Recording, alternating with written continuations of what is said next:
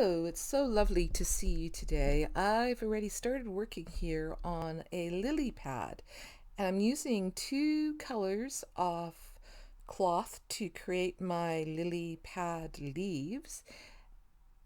I've cut them into rough oval shapes without using a template so that each one will be different and completely unique, just like leaves are in the real world.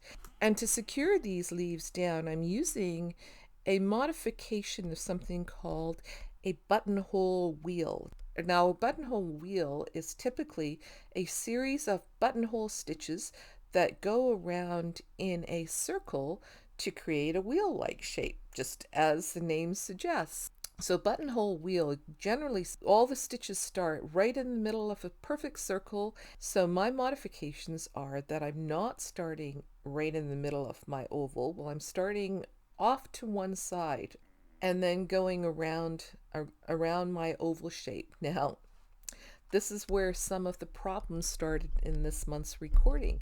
I had drawn out what I'm doing here to show you, but somehow that video did not get recorded. So now I'm going to cut another oval out of the light green fabric. I'm using both light green and dark green fabric, and I'm going to place this one beside the other light green leaf there, just along a little bit above the edge of the water line. If I put it way up on top in the sky, it'll look like it's floating. If I put it closer to the bottom of the page, it'll look like it's closer, but I want my lily pads to be sitting on the surface, so that's where I've placed it. Now, normally I wouldn't put two things side by side that are off the same color, but I am going to make this one look different from the last one by using a different color thread. This time I'm using a darker color thread, and there, to start off my buttonhole wheel, I made a chain stitch. You don't have to, you can start out with a blanket stitch right away, but I like to start in the middle, so I've got that middle point established. So the first chain stitch, and now I'm going into a series of buttonhole or blanket stitches that are going to go around the edge of my lily pad. And you'll notice here that my stitches are quite imprecise. Sometimes the stitches, if you make the stitch too big, it'll get a bit distorted. If that happens, I'm quite okay with that. And you can see here how using this darker thread is really making this lily, this particular leaf, look quite different than the one beside it, where I use the same color cloth but a much lighter thread color. So I really like that variation. You don't need lots of different cloth to vary your leaf colors. You can use different colors of thread. Of course, if you've got lots of different cloths, you can certainly use them. In here, this is where my stitches start to get a little bit distorted, but I'm not worrying about it too much. I'm just carry on. And once there's thousands and thousands of stitches, you won't notice that. And it just adds more variation, more texture, more life to your piece than if you'd had perfectly symmetrical, perfectly spaced stitches. You'll notice here that these pieces of cloth happen to be solid, and because of that, my stitches really become what adds the color. You'll also probably notice there's some flying birds beside my flamingo there. I also recorded that for this month's video. Don't know what happened to it. Now, if you look on the back there, you notice how I accidentally stitched a piece of cloth onto the back.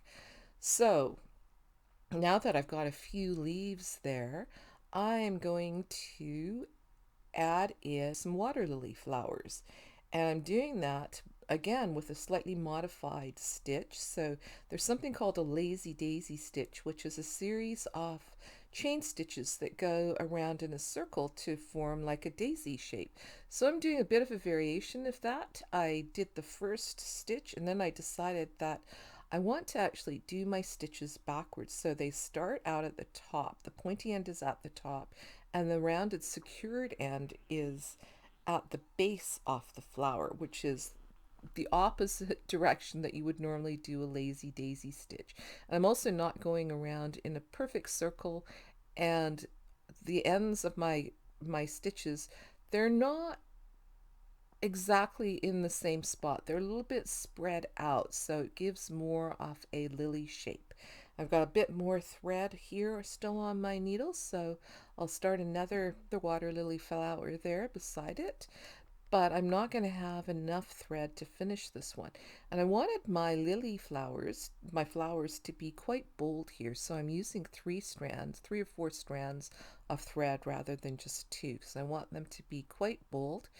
And I quite like the way they're looking. I like that by doing the chain stitch upside down, it's giving a little pointy edge to the top. So now what I've done is I've changed the color of thread, but I'm actually using 2 strands of white and 2 strands of pink.